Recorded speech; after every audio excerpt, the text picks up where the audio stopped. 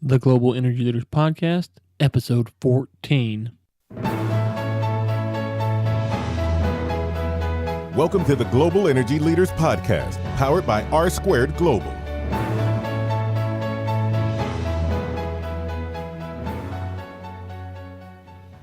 Welcome to another edition of the Global Energy Leaders Podcast. As always, I'm your host, Ryan Ray. It is so good to have you today. And if you're hearing this, I'm probably at the NAPE conference, and you should be too. So if you're there, check out the show notes, and you can find out how to contact me, or hit me up on Twitter, email, whatever. It's all there in the show notes. If you're at NAPE, please let me know. And this podcast is 7 days away from the LNG Summit. And so make sure, if you haven't registered, to go to the LNG Summit and register. We will link to all of that in the show notes. Today, our guest comes to us all the way from Lithuania, a good friend of mine, Vejuna, and we're going to talk about LNG. And at the end of the show, you will catch that there is discussions of me and her co-hosting a podcast on energy issues in Europe. So for our European listeners, we'd love to hear from you and say, hey, this is what we want you guys to talk about. What's going on in Europe that's important for you? globalenergyleaders@gmail.com. Shoot me an email or find me at Twitter at Ryan Ray Sr., and we'd love to hear from you about that. Without further ado, let's get into some LNG discussion. Well, Vejuna, we've been talking about doing this for a long time. It's so good to have you on the Global Energy Leaders Podcast. How are you doing today? Thank you, Ryan, for having me here today. And I'm really proud to finally be able to speak to you and to broadcast this wonderful podcast with you. I've been doing today really fine. How are you? Doing well. Can't complain. So before we were talking here offline, give the audience a little bit about your background and kind of how you got into the energy business. Well, it's actually a funny story because, as you know, I'm the director of communications in an oil and gas company that hosts business events, wisdom events. And I started my career as a journalist. I was working with political, economical matters. And, then started to have some interest in maritime and oil and gas. Okay, and just kind of give us a little bit of perspective of, you're in Lithuania right now, I'm over here in Texas. It's a little bit of a contrast as far as when you think of oil and gas industry. Lithuania is not necessarily considered, the oil and gas mecca. So what about being over there in Europe got your attention? Well, yes, Lithuania is not the mecca of oil and gas and not marine as well. Maybe that is why most of our events are hosted elsewhere. And, as you know, one event will be hosted in Texas, in Houston, less than a month away. We're interested mostly in the US and European markets, also with Asian countries as well, because they have a lot of reserves, a lot of industry companies, and as well, lots of interesting projects and innovations. Absolutely. And if you hear people around the world talking right now, when they talk about oil and gas specifically, the big talk is in LNG, and you have a lot of experience in LNG. So kind of set the table for us. What's going on in LNG globally speaking, and what can we expect as we go the next 5 to 10 years down the road? Well, yeah, LNG is actually rapidly playing a bigger role in the energy sector, and the market for it is expected to grow at around 5% annually.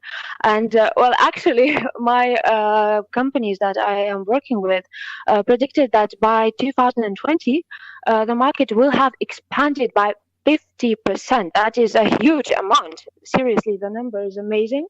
And this number offers a lot of opportunity for new companies, for service providers, and so on. Even though this year, as it started, a lot of consultancy companies predicted that it's going to be a bad year because loss of profit. As you should have seen, Shell just released their annual quarterly report, and it was really a loss in profit. After a year, they had a significant reduce of 7%, if I'm not mistaken, in profit. So that is not so promising, but the next year shall bring a lot of new projects and new possibilities, because there will be expands in the LNG market, and the projects, as I mentioned before, they offer a lot of opportunities and a lot of profit if everything goes well.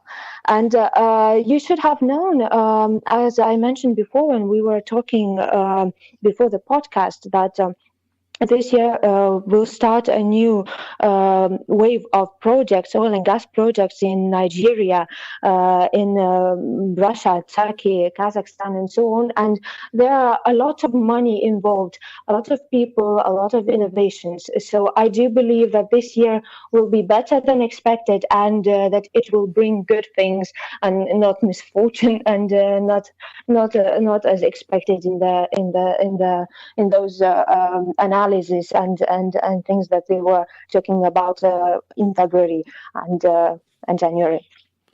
Okay, and so for someone who may be in renewables or even in oil and gas, and they're not really familiar with LNG, because when you say oil and gas, that's a big field. Why is LNG getting all the attention right now? Because sustainability is one of the main points right now. As you know, in the maritime sector, it was issued that until 2020, all maritime vessels should be sustainable as much as it is possible, and liquefied natural gas could be used in maritime as a fuel. So that is very interesting, and that is going to be discussed at the LNG US Summit that we are hosting on the 23rd, 24th of February in Texas, Houston, as I mentioned before. So maritime sector is actually very interested in LNG and, well, of course, oil and gas, because as the profits went down, LNG is the best opportunity for them, I think. We'll get back to the interview in just a second, but first, let's hear from our sponsor. For over 20 years, R2 Global has served the energy and infrastructure industries. With offices in Texas, Alabama, and Louisiana, R2 Global offers engineering, survey, right-of-way, and GIS solutions. For more information, please visit www.gor2.com. Okay, and let's get back into it. Absolutely. And so for our audience members who are in the vendor side of the business, they're saying, okay, wow, LNG, we've heard it on the Global Energy Leaders podcast a few times now, that LNG is kind of the future, but I don't really know where to start. What are some of the big companies that are players in this industry that you may want to look into and do research and say, okay, these are the kind of companies that I want to target if I want to transition my business to LNG? Regarding the LNG, well, if you talk about the companies, they're major players and they're well known. If you talk about the industry companies, there are, well, BP, Shell, Total, and many others. If you look further, like the EPC contractors, Worley Parsons, that own like 40% of all the market, Technip, and so on. So there are a lot of companies that went from oil and gas to LNG and are covering not only oil and gas, but also maritime as well. Okay, so you mentioned Russia just a minute ago, and every time you turn on the news here in the U.S. and probably abroad, Russia is always being talked about, is because there's always some kind of tension with Russia in the U.S. or Russia in the Middle East. What's going on with the Russian project you mentioned? Yes, I mentioned that this year is going to be very, very interesting because, well, seven oil and gas projects, major projects, are going to start. And one of them is regarding Russia. That project is estimated like $50 billion. And it is going to start this year, and the first phase will last for about 2 years. That project is going to be made by Russia with Turkey, and they finally agreed to push ahead with the Stream pipeline. And well, it's really interesting, and I really hope that this project will move forward and bring profits and new opportunities for Turkish Stream, for Gazprom, and many others. Absolutely. Okay, let's transition here with just one or two more things before we let you go. One of the things we see here stateside is there's a lot of talk about renewable energy. I know that's not necessarily your forte, but what are you seeing in Europe as far as renewable energy goes? Okay, so regarding renewables, I'm not actually, as you mentioned before, really qualified. of this, but there are really a lot of interest in the solar panels and.